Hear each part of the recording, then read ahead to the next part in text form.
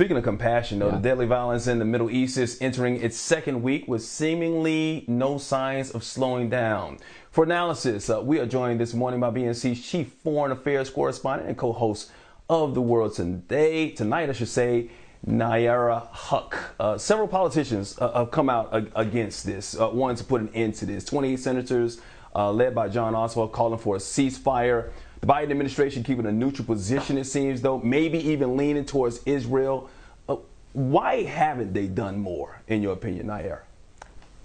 I would listen. That does seem to be the question of the hour and of the minute as we see these attacks continuing of Israeli fighter jets launching missile strikes in Gaza. Is what is the U.S. going to do, and why isn't it doing more? Now, traditionally, the United States has seen Israel as its democratic ally in the region, right? And there are people and groups in the region that want to wipe Israel off the face of the earth. Iran has clearly said as much. But now that Israel has settled into being a 70-year democracy, and the Palestinian question has not been resolved of what a Palestinian state looks like, the world and a new generation of politicians and even activists in the U.S. are asking, what is the end game here? How do Palestinians end up getting an equal state and equal rights when you have a government that is effectively like what Donald Trump is, right? It is right-wing, it is nationalist, it plays on religious extremists to be really hardline and really authoritarian.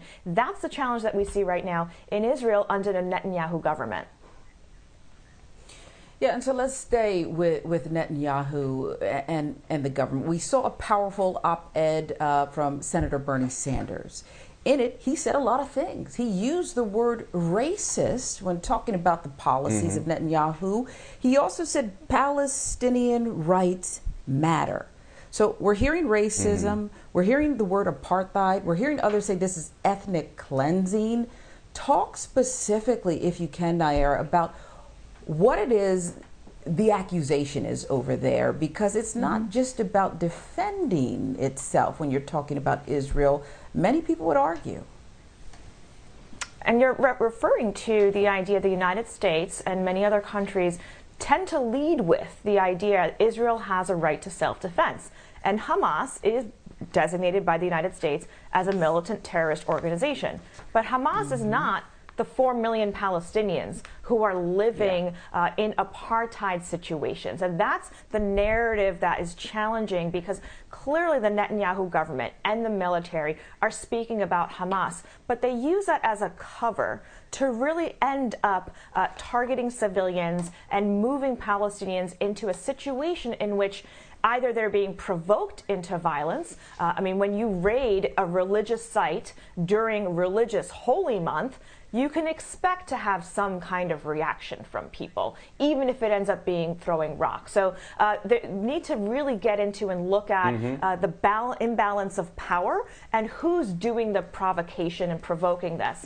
Now, Bernie Sanders has been at the forefront of this. And let's not forget, Bernie Sanders is a Jewish American. So he and the coalition that he's bringing forward really bring forward the idea that it is not a Jewish-Muslim question. It's not even just an Israeli versus Palestinian question anymore. It is a fundamental human rights and democracy question. And many Israeli Jews also protested this weekend in Tel Aviv after getting bombed by Hamas rockets, saying, end this war. Rights of Palestinians matter. And so that's heartening to see this coalition of allies building around the idea, similarly to what many white Americans did under Trump, white Americans who stood up for Black Lives Matter. You were seeing this coalition of Jews, of progressive Democrats, of black people talking about fighting back against a police state.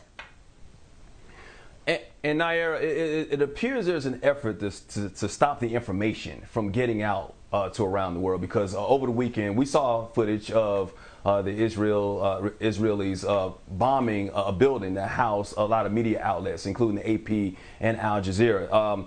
Antony Blinken, the Secretary of State, just came out and says he's not seen any evidence of Hamas operating in a Gaza office building housing the Associated Press, Al Jazeera, and other media that the Israel destroyed. what they were saying is that they were housing these Hamas terrorists over there. Do you think that's an effort? They did that as an effort to attempt to blind the world from what's really happening over there?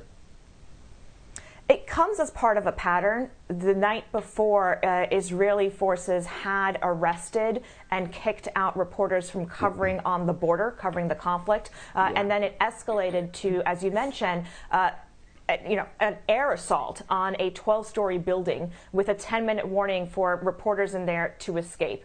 There were families that lived in 5 floors. There was Al Jazeera. There was the Associated Press. These are known quantities to the Israeli military. And the claim that Israel is making is that the Hamas political office used to be there. But again, this is, as we should, any time that there are police statements or government statements, look at it from the angle of who benefits from that narrative.